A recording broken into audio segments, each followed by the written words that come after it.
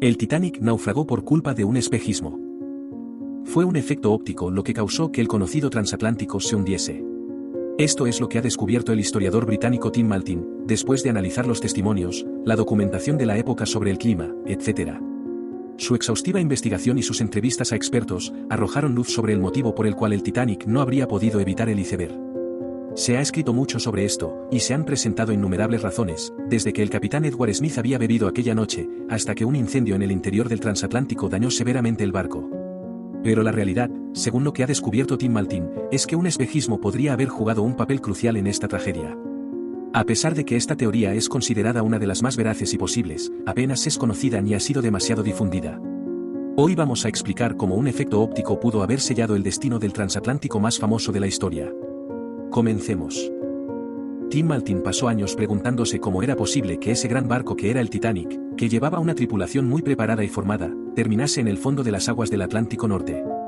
Así que decidió averiguar qué sucedió para que aquel iceberg se cruzara en su camino, y le causase un daño fatal. Y su investigación no solo dio respuesta a ese interrogante, sino que sirvió para explicar también por qué el Californian, un barco que se hallaba cerca del Titanic, no acudió en ayuda del transatlántico aquella trágica noche, a pesar de que uno y otro pudieron verse las luces. Todo esto llevó a Tim Maltin a estudiar el tiempo que hacía aquella noche. Y fue la línea de investigación correcta, porque enseguida dio sus frutos. Los testimonios coinciden en que el cielo estaba despejado. Y ese sería uno de los motivos por los que el capitán Smith no disminuyó la velocidad, a pesar de haber encontrado hielo en la ruta que seguía. No fue una decisión tomada sin conocimiento, sino que era lo que hacían siempre los barcos. Aunque hubiese hielo, se consideraba innecesario aminorar la velocidad, porque con el cielo despejado se podía ver perfectamente. Pero sucedió algo llamativo, en lo que Tim Maltin reparó cuando leyó los testimonios de la época. Porque la gente no solo hablaba de un cielo claro, sino también de que había niebla. Y es que ese fue un año anormal, según informó Tim Maltin. La corriente del Labrador había llegado más al sur de lo que era habitual. Y debido a su baja temperatura, el hielo procedente de Groenlandia, que se desplazaba por sus aguas, pudo mantenerse intacto, sin apenas derretirse. Algunos pocos icebergs, como el que el Titanic se encontró, acabaron entrando en las rutas por las que navegaban los barcos. Pero esto no quiere decir que estas rutas no fuesen seguras. Porque se habían diseñado precisamente para evitar el hielo. Y hasta entonces los icebergs no habían conseguido traspasarlas. Además, la seguridad de la navegación se completaba con la importante labor de los vigías. Y precisamente, aquella terrible noche, los vigías estaban más atentos si cabe, porque el Titanic había recibido avisos de la presencia de hielo. Así que la tripulación del transatlántico estaba pendiente de detectar icebergs. ¿Cómo fue posible entonces que no pudiesen ver el que se encontraron, si su tamaño era enorme? La respuesta que nos da Tim Maltin es que algo escondió el iceberg. Es decir, algo hizo que permaneciese oculto hasta que fue demasiado tarde. ¿Pero de dónde salió ese iceberg? Pues bien, su historia comienza en la isla helada de Groenlandia, en algún momento entre 1909 y 1911, casualmente los años en los que el Titanic se empezó a construir. Fue justo entonces, cuando un gran trozo de hielo se desprendió de un glaciar de Groenlandia, y se desplazó durante meses en dirección sur. A lo largo de su camino, aunque se fue derritiendo, siguió manteniendo un tamaño enorme. En 1912, zarpa por primera vez un transatlántico llamado Titanic con destino a Nueva York. Es entonces cuando en el mismo camino se encuentran ese barco y el iceberg. Según explica Tim Maltin, en 1912, el Sol, la Tierra y la Luna estaban muy cerca. Y esto era casualmente, algo que no sucedía desde hacía cientos de años. La consecuencia fue que se produjeron unas mareas muy grandes, y estas a su vez, provocaron que los icebergs que ya estaban encallados en Terranova, volviesen a flotar por las aguas, y se desplazasen hacia el sur. Así que en 1912 había más icebergs de lo que era normal, y algunos de ellos consiguieron entrar en las rutas de navegación. Por tanto, nos hallamos en un panorama muy particular. La corriente del Labrador empujó a los icebergs hacia las rutas que atravesaban los barcos, y debido a sus frías aguas, permitió que muchos no se derritieran completamente. La mayoría de ellos acabó entrando en corrientes más pequeñas, o terminó encallando en Terranova. Sin embargo, las mareas arrastraron a los icebergs varados en Terranova, y los devolvieron a las aguas. Todo esto podría no suponer problemas a los barcos, gracias a que unos avisaban a otros, y también los vigías estaban atentos. Pero sucedió algo más aquella trágica noche, que se unió a todos estos hechos, y que llevó al Titanic a la catástrofe. Y fue algo que, al contrario de lo que hemos mencionado, no era excepcional ni particular de aquel año de 1912. Lo que sucedió y fue decisivo para no ver el iceberg fue, según Tim Maltin, el aire. La corriente del Golfo, al ser cálida, calentaba el aire. Pero cuando esta corriente se encontraba con la del Labrador, surgía un problema. Porque la corriente del Labrador era más fría, y esto enfriaba el aire que estaba encima del agua. Así que el problema era que aquella noche de 1912, no había viento que pudiese mezclar el aire caliente y frío. Lo que ocurrió entonces, fue que se produjo lo que se denomina inversión de temperatura, la cual suele estar acompañada por una capa de niebla.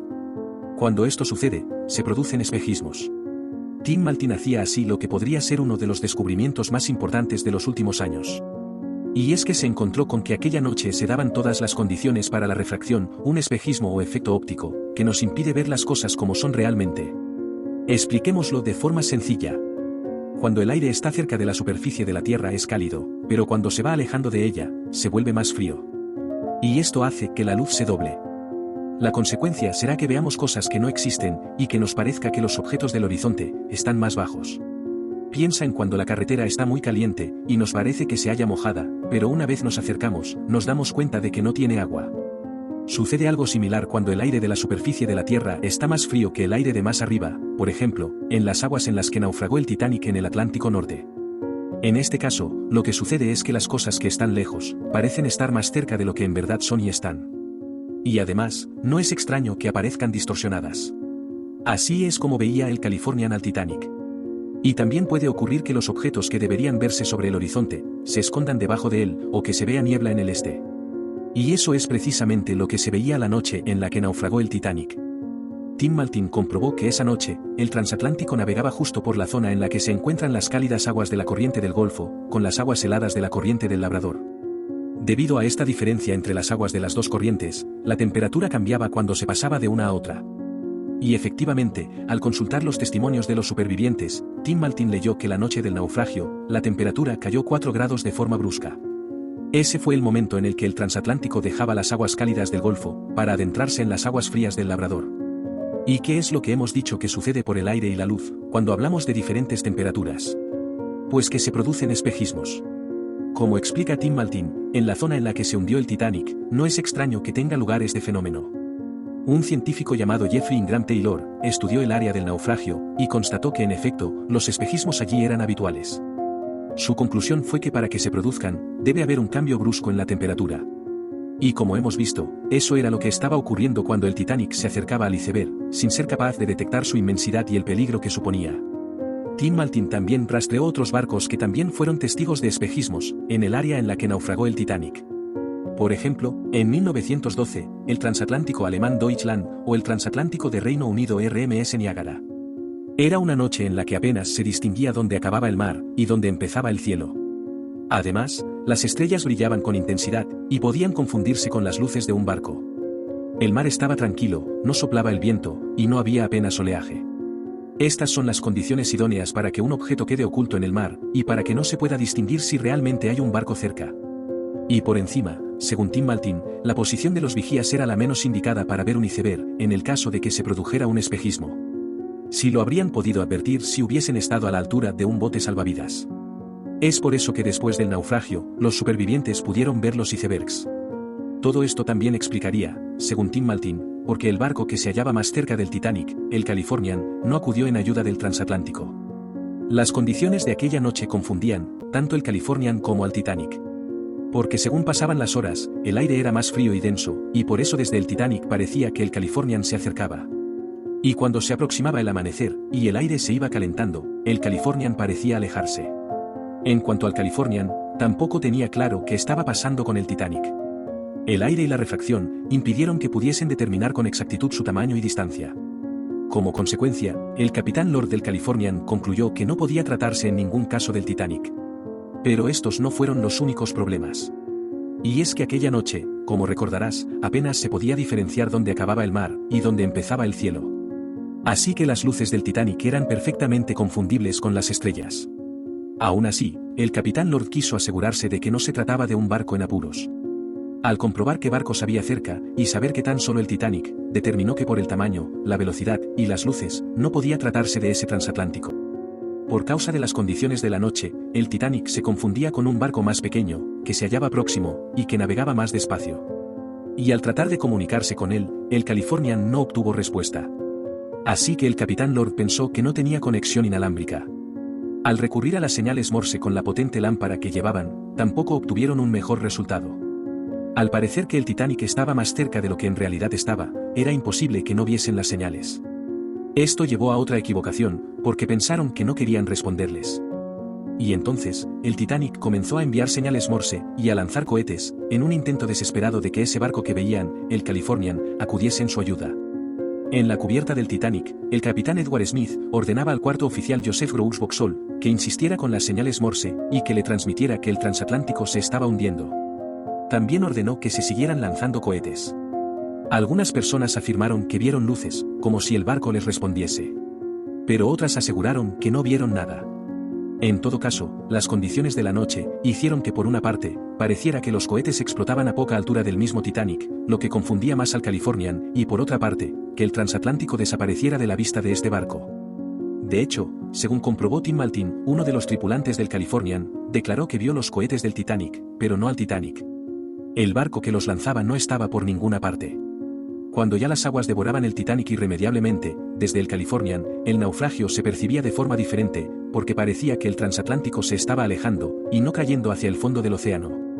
El hundimiento del Titanic vino a confirmar al Californian que no necesitaba auxilio, puesto que, según parecía, se estaba alejando, sin ni siquiera responder a las señales. Así que se concluyó que no necesitaba ayuda.